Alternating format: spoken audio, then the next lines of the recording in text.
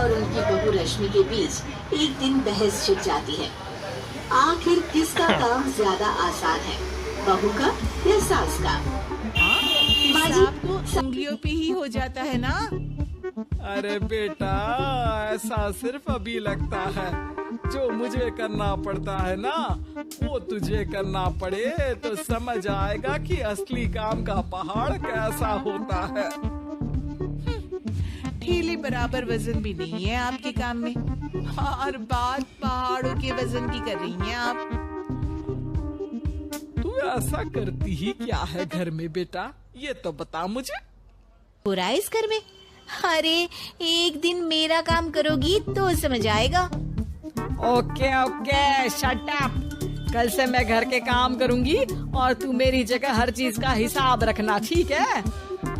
ठीक है, ये भी कर लेते हैं। ये सास बहू की डील के बारे में रश्मि के पति अमन को नहीं पता था और ना ही अमन के पिताजी सुरेश जी को।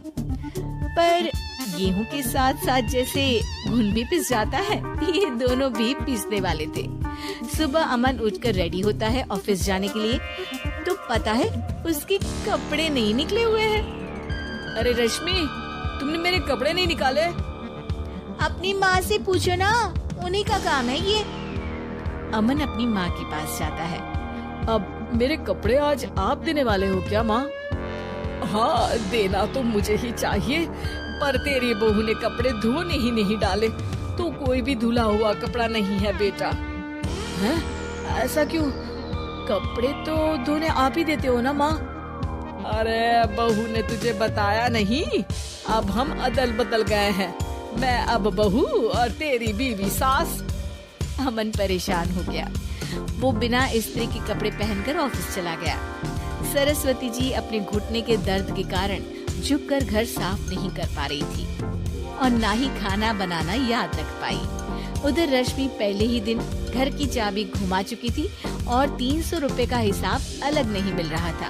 पर दोनों का ही घमंड कैलाश पर्वत से भी बड़ा था और दोनों ही खेमे एक दूसरे की बात मानने को बिल्कुल तैयार नहीं थे। शाम को जब सुरेश जी और अमन खाना खाने बैठते हैं, तो सरस्वती जी उनके सामने गाजर और पपीते लाकर रख देती हैं। अरे माँ, ये क्या है? ख्याली पुलाव के साथ सलाद। माँ जी खाना बनाना भूल गई लगता है। अरे एक एक चम्मच का रहती है, इसीलिए ये ले, एक फल खा ले। रात को सुरेश जी और अमन अपनी मीटिंग बिठाते हैं अकेले में। बाबूजी, इनकी लड़ाई के कारण ना हमें ठीक से खाना मिल रहा है, उल्टा घर के सारे काम रुक गए हैं। हाँ बेटा, 2 भैंसों की लड़ाई में बेचारे खेत के पौधों का भी नुकसान हो रहा है। पर पापा, क्या बताऊँ आपको, मैंने माँ को इस महीने की 2 तारीख को बिजली के बिल के पैसे दिए थे। आज बिल भरने के लिए मांगने गया तो पता चला कि रश्मि उन पैसों से गैस सिलेंडर ले आई। अच्छा, तो सिलेंडर के पैसों का क्या हुआ? सिलेंडर के तो कोई पैसे नहीं थे बाबूजी, हमारे घर पर गैस की पाइपलाइन लगी है ना। बेटा, इन दोनों का कुछ करना पड़ेगा, नहीं तो अपने घमंड के चक्कर में पूरा घर बर्बाद कर डालेंगे ये दोनों। अमन और सुरेश जी काफी सोच विचार के बाद एक निष्कर्ष पर पहुंचते हैं। रात ही को दोनों अपनी पत्नियों की अलमारी से नई साड़ी निकालते हैं और सुबह जब रश्मि और सरस्वती जी उठते हैं तो देखते हैं कि दोनों पति साड़ी पहनकर चढ़ाव पर सब्जियां काट रहे हैं। अरे ये सब क्या हो रहा है? क्या हो रहा है मतलब? आप दोनों अदल बदल हो सकते हो तो हम क्यों नहीं? अरे क्या मतलब?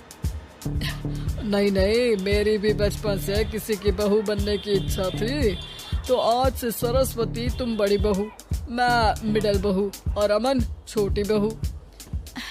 अरे लेकिन सब घर पर बैठ जाएंगे तो कमाएगा कौन? ये घर कैसे चलेगा? अब वो तो भैया या बाकी लोग जाने, अब हमने भी अदल बदल कर ही लिया है तो कुछ नहीं हो सकता।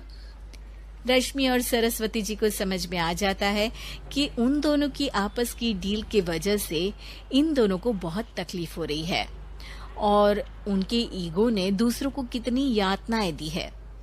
अब असल में माँ जी आप सही थी, सास बनना बहुत मुश्किल है। अरे हाँ बेटा, और तू भी, मुझसे तो नहीं हो पाया सब घर के काम, वापस बदल ले क्या? हाँ हाँ बिल्कुल माँ जी। और अब आप दोनों भी बदल लीजिए। कोई आ गया तो आप दोनों को देखकर क्या सोचेगा? अच्छा है, आप दोनों के समझ में ये बात तो आई।